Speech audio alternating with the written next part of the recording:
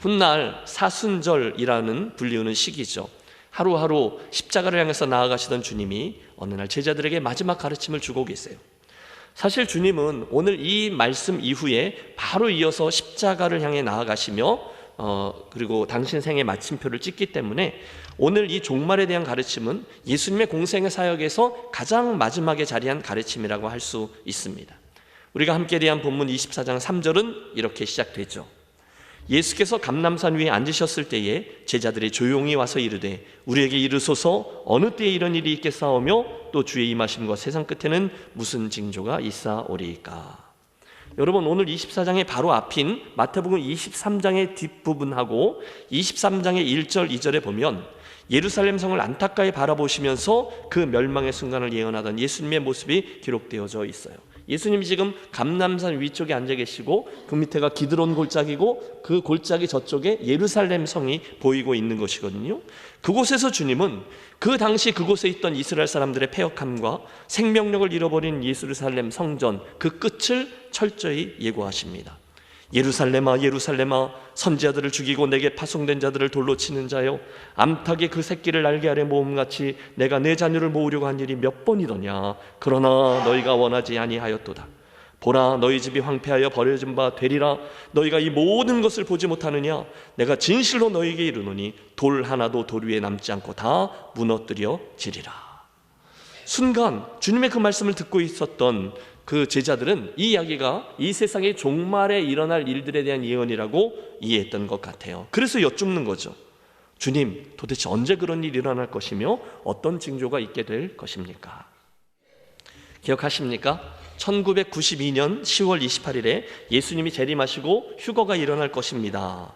그 이장님 목사의 다미 선교회가 잘못된 종말론을 퍼뜨려서 우리 한국 사회에 큰 파장을 일으켰던 적이 있었습니다. 이와 비슷한 일이 미국에서도 있었어요. 패밀리 라디오 방송국을 운영하던 해롤드 캠핑이라는 아주 유명한 목사가 1994년 9월 6일에 세상에 종말이 올 거다라고 예언했는데 그날이 됐는데 아무런 일이 일어나지 않은 거예요.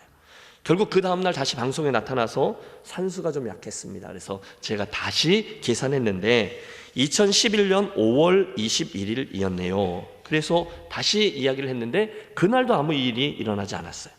결국 2013년 그는 끝내 그의 눈으로 지구의 종말을 보지 못한 채 92세의 나이로 세상을 떠났습니다. 황망하죠. 그런데 그 당시 그 캠핑 목사의 예언은 북미뿐이 아니라 남미에도, 아니 이 아시아의 중국까지 확산되어서 그가 말했던 지구 종말의 날을 앞두고 많은 가정이 깨어져서 이혼하고 심지어 자살까지 하는 소동이 일어났어요. 피해가 속출했죠. 여러분, 몇 해 전에는 기억하십니까? LA에 있다가 한국을 방문한 홍모 전도사라는 여자분이 종말에 대한 사기극을 벌여서 많은 사람을 미혹했어요. 그래서 그 종말하고 그해 12월에 한국에 전쟁이 일어난다, 그래서 전쟁과 환란이 시작된다 해서 많은 사람들이 실제로 외국으로 도피까지 하는 일이 벌어졌습니다. 그런데 여러분 아십시오. 이런 이들은 초대교회 이후에 지금까지 수도 없이 많았고요, 앞으로도 계속해서 일어나게 될 것입니다. 그 중에 여러분, 예수님이 언제 재림하십니다 라고 구체적인 날짜를 말하는 이들은 절대로 믿지 마십시오. 물론 그리스도인들은 주님이 재림하실 것입니다 라는 사실을 믿고 고대합니다. 그래서 기도할 때마다 아멘, 마라나타, 주 예수여 오시옵소서요, 그렇게 기도해요. 하지만 우리는 성경이 말씀하시는 곳까지 가고 성경이 서는 곳에 서야 할 것입니다. 만약에 거기서 한 걸음만 더 나가면 우리는 다 이단이 되는 거예요. 저는 아직도 그 다미 선교의 종말론이 기승을 부릴 때 제 신학교 은사께서 하셨던 말씀을 잊지 못해요. 예수님은 올 겁니다. 그런데 그 이장님이라는 이가 말하는 10월 28일 날만은 안 오실 겁니다.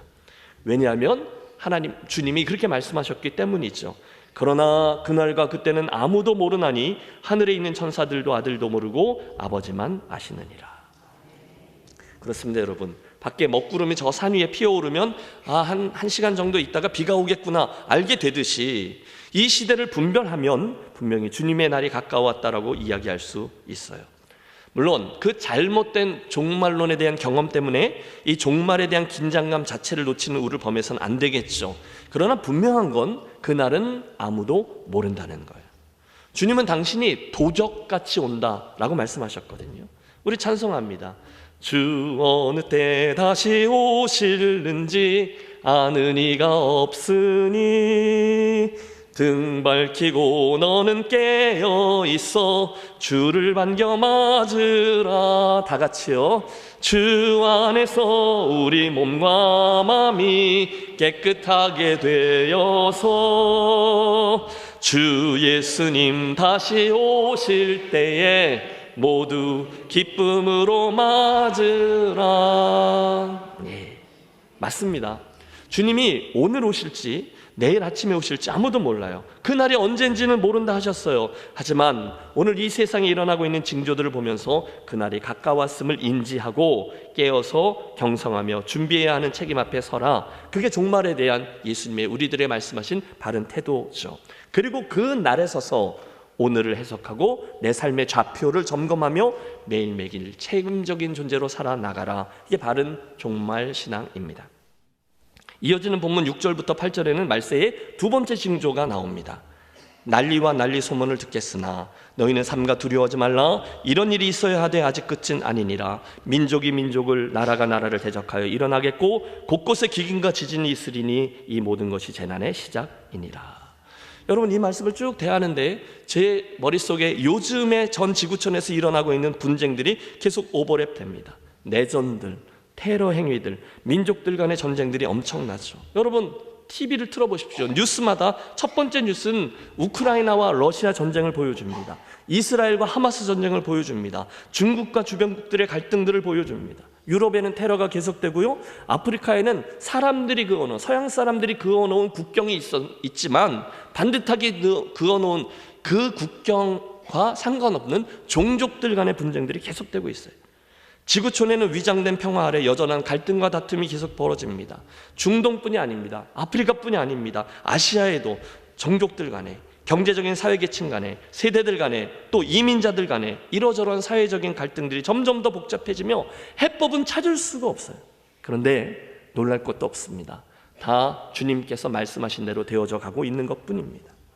예수님이 계속 말씀하세요. 말세에는 처처에 기근과 지진이 있으리니. 여러분, 요즘 한국에 살고 있는 우리도 어려운 분들이 많이 계세요. 그렇지만 현재 세계 곳곳에 있는 어려운 사람들, 아니 심지어 세상에서 가장 잘 사는 나라라고 말하는 미국도 우리가 상상할 수 없을 만큼 열악한 수준에서 하루하루의 생명을 위협받으며 살고 있는 이들이 많아요.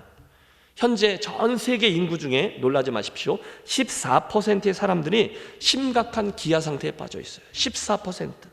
기아 상태가 뭔지 아시죠? 지금 당장 어떤 음식을 섭취하지 못하면 바로 죽게 되어지는 그런 사람들을 말합니다. 그게 기아예요. 놀라지 마십시오. 오늘도 세상에는 매일매일 2만 5천 명의 생명이 먹을 게 없어 굶주림으로 세상을 떠납니다. 21세기에 먹을 게 없어서 매일매일 2만 5천 명이 죽다니요. 이게 말이 됩니까? 북한 얘기를 하는 게 아니에요. 콩고를 비롯한 아프리카 절반 이상의 인구가, 아프간 인구의 30%의 인구가, 그 외에도 방글라데시, 캄보디아, 몽골, 남미의 과테말라, 현재 분쟁 중인 저 가자지구 등등 너무도 많은 사람들이 기근으로 죽어가고 있어요. 그 다음 지진이죠. 특별히 언급할 필요가 없을 것 같아요. 동남아의 대지진, 일본 동해상에서의 그 지진 공포 가운데 살고 있습니다.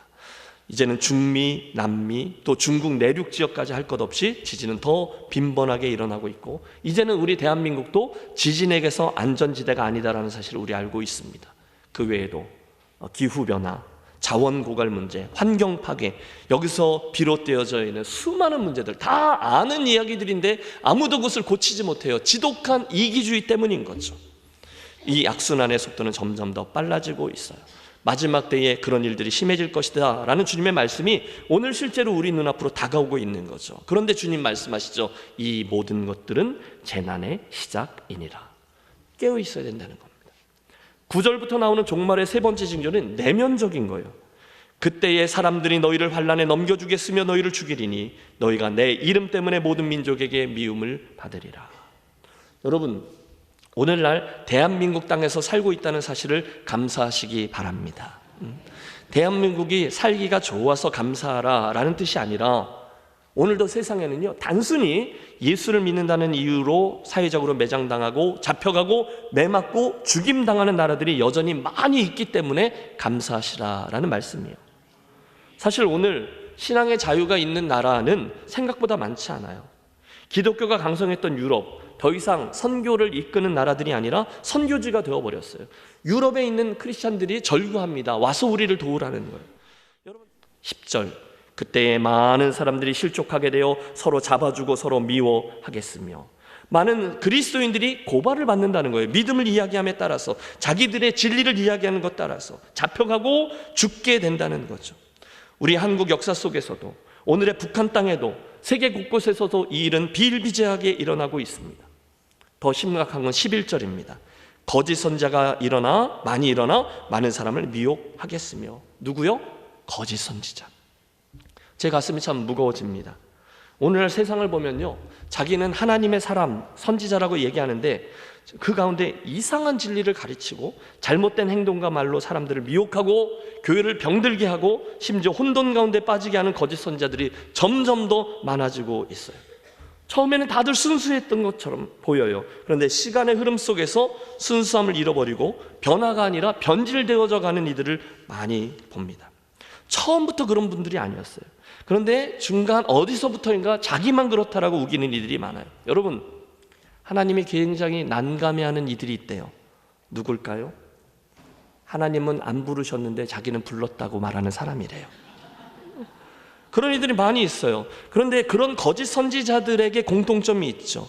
그것은 현재 있는 기성교회들을 부정한다는 거예요. 자기의 의로움을 이야기하려고.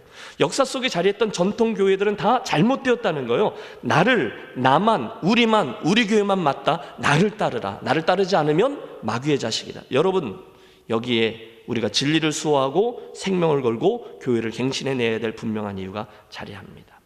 저는 여기 나오는 이 거짓 선지자라는 단어를 이중적으로 적용하고 싶어요. 우선은 우리들을 잘못된 진리로 미혹해서 끌어가는 그릇된 영적 지도자들, 우리 조심해야 되겠죠. 그런데 그렇게 완전히 티나는 사람 말고 기존 목회자의 자리에 서 있기는 하지만 날카롭게 비판하고 바른 것을 이야기하는 것처럼 말하다가 그게 지나쳐서 교회의 소중함까지도 부정하게 되는, 예수께서 핏값으로 사신 교회를 부인하게 되는 이들 또한 경계해야 된다고 믿습니다. 한국교회 다 틀렸어, 한국교회 소망 없어. 누가 그래요? 여러분, 교회는 신비가 있어요. 아이러니가 담겨 있습니다. 교회는 그리스도의 신부라는 신적인 기원을 가지고 있어서 때때로 중간중간 상황 때문에 망가지기도 하고 부족하기도 하고 썩기도 하고 곪기도 하고 얼굴을 찌푸리게 되는 부분들이 분명히 있는데, 아이러니는 뭐냐면 주님은 그 교회를 여전히 사랑하시고 그 교회를 하나님의 교회라고 말씀하시고 그 교회를 어리버리하지만 그 교회를 구원의 방주로 사용하시고 그 교회를 통해서 당신 구원의 역사, 선교를 이루어 가신다는 거예요. 교회는 끊임없이 비판받아야 돼요. 하지만 뼈를 깎는 갱신이 같이 진행되어야 되는 거죠. 그렇지만 그거 한다고 교회 자체를 부인하는 것은 옳지 않습니다. 교회는 언제나 하나님의 이 세상을 향한 대안인 줄로 믿습니다. 마지막 네 번째 종말의 징조가 12절에 이어지죠. 같이 읽어볼까요? 12절, 불법이 성함으로 많은 사람의 사랑이 식어지리라. 뭐가 식어져요? 사랑이 식어져요. 너희가 서로 사랑하면 이로써 너희가 내 제자인 줄 알리라. 주님이 말씀하셨는데 그 선한 싸움을 포기하는 공동체와 사람들이 많아진다는 거예요. 사랑하는 성도 여러분, 저의 욕심은 한 가지입니다. 다른 싸움 말고 끝까지 사랑을 해내는 싸움을 감당하는 저와 여러분이 되시기를 바랍니다. 다른 분에게 적용하지 마십시오. 여러분 자신에게 적용하십시오. 나를 비추는 말씀으로 사용하십시오. 하나님은 사랑이시라. 여러분, 교회가, 성도가 이 세상하고 구별되는 첫 번째 특징은 사랑이에요. 형제를 사랑하지 않으면서 하나님을 사랑한다는 건 거짓말이다. 그분이 말씀하셨어요.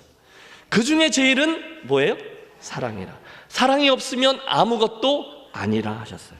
단순히 적용하시죠. 여러분, 우리 교회에 예배, 양육, 교제, 전도, 봉사, 사역, 차세대, 선교 다 잘하는데 사랑이 빠지면 주님 말씀하셨어요. 아무것도 아니다. 언제요? 사랑이 빠지면요. 언제요? 사랑으로 행하지 않으면요. 그러므로 여러분, 다른 건 너무 잘하는데 사랑을 놓치면 다 놓친 거예요. 우리 교회 모든 사역의 기초는 그러므로 사랑이어야 합니다. 목사님, 그걸 모르는 사람이 어디 있습니까? 다 해봤는데 잘 안 됩니다. 그게 쉽지 않네요. 너무 지쳤어요. 더 이상 저 혼자 마음고생하기 싫으니 그만할랍니다. 아니요. 여러분, 끝까지 포기하지 마십시오. 그 사랑이라는 하나님 나라의 가치를 지켜내기 위한 노력을 잘 안 될 때 많아요. 그런데 계속하십시오. 그건 선한 싸움이고요, 믿음의 싸움입니다.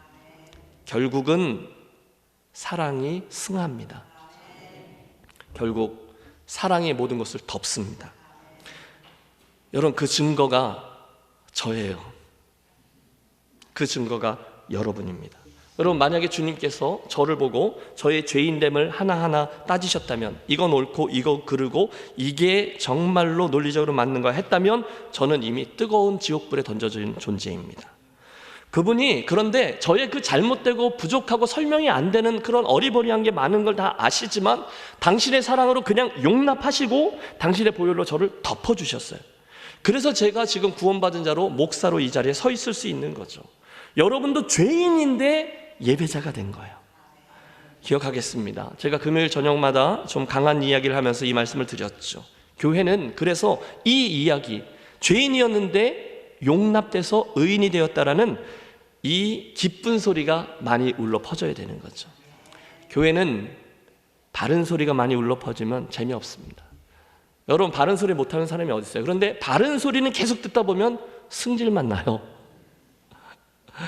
여러분 잘 모르세요? 여러분 애한테 해보세요. 바른 소리만 계속 해보세요. 어떤 결과가 일어나는지. 아니요, 사랑으로 용납되는 소리가 훨씬 더 기쁜 소리, 내가 죄인이었는데 용납되고 구원받았다라는 복음에 대한 이야기가 더 중시되어야 되고, 그 복음이 우리를 덮어요. 여러분, 이건 양보할 수가 없습니다. 지금까지 우리는 주님의 우주적인 종말이 있을 때 일어날 4가지 징조에 대해서 들었어요. 마지막 때에는 뭐가 많아져요? 미혹하는 이가 많아질 거예요. 난리와 전쟁과 기근과 지진을 말씀하셨어요. 환난과 핍박이 있을 거다 말씀하셨어요. 그리고 마지막으로 사랑이 식을 거다라고 말씀하셨습니다. 그리고 나서 주님은 그 사실을 알고 믿고 쫓는 그 백성들에게 종말의 때에 취해야 될 바른 3가지 삶의 태도를 말씀하세요. 너희는 그때 이렇게 행하라 라는 거죠. 첫 번째, 주님이 우리에게 그때 기대하시는 바는 인내입니다. 따라해 주세요. 인내하라. 그날 주님은 종말에 대한 두려운 메시지를 다 말씀하신 후에 이어서 우리들에게 소망의 약속을 주십니다. 13절, 그러나 끝까지 견디는 자는 무엇을 얻으래요? 구원을 얻으리라 하셨어요. 끝까지 견디는 게 중요하다는 거예요. 여러분, 여기에 종말의 시기를 맞았어요. 우리에게 여러 어려움들이 있어요. 그런데 그리스도인들이 끝까지 해야 될 것이 있는데 그게 인내라는 거예요. 끝까지 믿음을 지키면서 견디라는 거예요. 거짓 그리스도가 우리에게 나타나서 우리를 미혹하고요, 이게 옳다라고 거짓말하고요, 전쟁과 난리가 일어나서 예수 믿는 사람들이 힘들어지고요, 그때 그리스도인이 해야 될 일은 끝까지 견디는 자입니다. 끝까지 이 믿음을 붙잡고 견디는 거예요. 물론 내 고집이나 의지나 지혜나 경험을 붙들고 견디는 게 아니에요. 대신에 우리가 미리 준비해야 될 게 있는 거죠. 우리들의 신앙이 뭐예요? 창조신앙입니다. 성육신 신앙입니다. 십자가 신앙입니다. 부활 신앙입니다. 재림 신앙입니다. 성경대로 믿으며 믿음을 지켜내는 거죠. 진리를 지키는 거예요. 성경대로. 여러분, 요즘 사회적인 이슈죠. 동성결혼을 인정한다 해도 미국은 이미 넘어갔죠. 한국에서도 그 일은 계속될 거예요. 심지어 사회적 분위기가 그렇게 움직여서 그것을 합법화하자 하고 많은 교단들이 이건 시대 조류야, 그래서 거기에 편승한다 해도, 여러분, 저와 여러분, 우리 교회는 성경대로 믿고 주장하고 그것을 견디는 거죠. 조금 더 지나면 한국에서도 그 성경적 주장이다라고 이야기하는 것을 상대적으로 만들면서 교회도 교단도 그것을 같이 인정하고 소수자들을 인정합시다, 더 사랑합시다 해서 아예 교단의 색깔 자체도 바뀌는 일이 분명히 일어날 것입니다. 그때 기억하시죠. 물론 진리를 싸고 있는 형식은 이 시대 조류에 맞춰서 변화되어야 되는 게 마땅해요. 하지만 말씀드린 이 복음의 진리, 이것은 끝까지 지키면서 붙들고 지켜내야 할 줄로 믿습니다. 앞으로 앞서 말씀드린 모든 징조들은 지구촌 곳곳에서 더 많이 일어나게 될 겁니다. TV 속에서는 더 많은 전쟁과 기근과 또 기후 변화와 이런 어려움들은 더 많아질 거예요. 그게 아주 자연스러울 거예요. 그런데 그럼에도 불구하고 우리 가진 이 진리를 끝까지 지켜내는 자, 인내하는 자, 저들이 종말을 대하는 바른 그리스도인의 태도를 가져왔다, 이렇게 말씀드릴 수 있죠. 두 번째, 그 종말의 징조들이 우리 앞에 다가올 때 해야 될 또 하나의 행동이 있는데, 그것은 바로 하나님의 움직임에 참여하는 복음 전도입니다. 14절의 말씀을 같이 한번 합독하겠습니다. 이 천국 복음이 모든 민족에게 증언되기 위하여 온 세상에 전파되리니 그제야 끝이 오리라. 아멘. 여러분, 그래서 물론 우리가 이제 나서서 빨리 팔을 걷어붙이고 열심히 하나님을 도와드려서 선교를 끝내버리고 세상의 종말을 앞당깁시다, 그런 말씀을 드리는 게 아닙니다. 대신에 우리의 주의를 기울여서 그분의 뜻과 움직임을 관찰하고 어떻게 해서든지 우리의 인생과 우리 교회의 행보가 하나님의 그 선교라는 그 뜻과 움직임에 참여해서 이 세상에, 오늘 말씀처럼 이 세상을 향한 구원을 전파하고 실제로 구원의 복된 도구요 방주의 역할을 계속하는 것, 어떻게 하면 그걸 잘할 수 있을까 고민하며 애를 쓰자는 거죠. 그러니까 여러분, 이 일은요, 우리 예수님 올 때까지 계속할 거거든요. 중간에 그 일을 못하게 되면 안 되는 거예요. 그래서 계속할 거기 때문에 더 잘해야 돼요. 잘하기 위해서는 정책이 필요하죠. 더 배워야 되죠. 우리 교회 상황에 맞추어서 더 잘할 수 있는, 지혜롭게 더 잘할 수 있는 일을 지혜롭게 그러나 집중해서 감당해야 되겠죠. 동역 선교사님들 잘 분별해서 도와야 될 거고, 좋은 선교사님들을 더 발굴해서 파송하며 섬겨야 되죠. 길 건너 동상시장 쪽에 있는 그 수많은 외국인 이민 이주 노동자들 어떻게 더 잘 섬길 수 있지? 하나하나 하나님의 지혜를 구하면서 일을 해 나가야 합니다. 오후에 아까 보신 영상처럼 네팔 단기 선교 보고 예배가 있을 거고요. 다음 달에 우리는 조하늘 박다림 선교사 가정을 페루로 파송할 겁니다. 또 김정호, 김규미 목사님 가정도 막 선교사 훈련 시작했으니까 올 연말이나 내년 초쯤에 또 파송되겠죠. 여러분, 기쁨으로 기대하는 마음으로 끝까지 같이 가주세요. 구원받은 성도는, 예수님의 교회는 반드시 미셔널, 선교적이 되어야만 합니다. 이미 고인이 되신 하용조 목사님이 이런 말씀을 하셨어요. 여러분, 이래 바쁘나 저래 바쁘나 바쁘기는 마찬가지입니다. 그런데 예수님 때문에 바쁘시기를 바랍니다. 하나님을 위해 바치는 시간보다 더 값진 시간은 없습니다. 우리 인생에 평생 후회하지 않는 일은 전도입니다. 천국 복음을 전하는 것입니다. 모든 민족에게 천국 복음을 전해야만 그때의 끝이 오리라 하셨습니다. 어차피 우리는 얼마 후에 각각 세상을 떠날 것입니다. 우리의 나이를 계산할 때입니다. 우리의 인생을 정리할 때가 되었습니다. 결심할 때가 되었습니다. 과거처럼 살아서는 안 되는 것입니다. 이 말세에 주님을 위해 천국 복음을 전하면서 살아야 할 것입니다. 여러분, 그분은 결국 그 말씀 그대로 살다가 하나님의 품에 안기셨어요. 축복합니다. 사랑하는 여러분, 저와 여러분의 남겨진 인생을 예수님이 명하신 일, 복음이 땅끝까지 전달되는데 사용되는 인생과 교회가 반드시 되시기를 바랍니다. 아멘 하셨으면 결단과 고백에 책임을 지십시오. 그 대답에 거룩한 고민을 해주시고 함께 수고해 주시기를 바랍니다. 오늘의 말씀을 정리합니다. 사랑하는 여러분, 우리 함께 시대를 분별하며 살겠습니다. 되어지는 일들만 따져보아도 말세요, 종말이 가까웠으면 우리 눈치챌 수 있어요. 오해하지 마십시오. 여러분, 은퇴 이후를 준비하십시오. 준비하는 것을 포기하십시오. 이런 말씀 드리는 건 아닙니다. 그것도 그대로 준비하십시오. 예수님이 언제 오실지 모르니까 성실하게 사십시오. 그러나 하나님이 허락하신 인생이기가 언제까지일지 모르니 개인적으로든 또는 우주적으로든 이 종말 신앙을 놓치지 말고 살아가자라는 권면이죠. 세상은 점점 더 저와 여러분을 미혹할 겁니다. 전쟁과 기근과 지진과 사랑의 식어짐들은 더 많이 일어날 것입니다. 그때 주님의 이 권면을 잊지 마세요. 3가지, 끝까지 믿음으로 인내하십시오. 복음을 전하는 일에 수고로 힘쓰십시오. 3번째, 깨어 있기 위해 이 급격한 종말론을 내 안에 담고 경성하여 살아가십시오. 결단코 우물쭈물 하다가 갑자기 주님 앞에 서서 아이고 주님 이렇게 될 줄 몰랐습니다 라고 말하지 않도록 깨어 있으십시오. 그래서 결국 주님의 가르침에 나오는 그대로 지혜로운 5 처녀, 지혜로운 청지기로 남겨진 믿음의 길을 잘 달려가 그날 승리하고 주님께 칭찬 듣는 저와 여러분이 되시기를 주님의 이름으로 권합니다.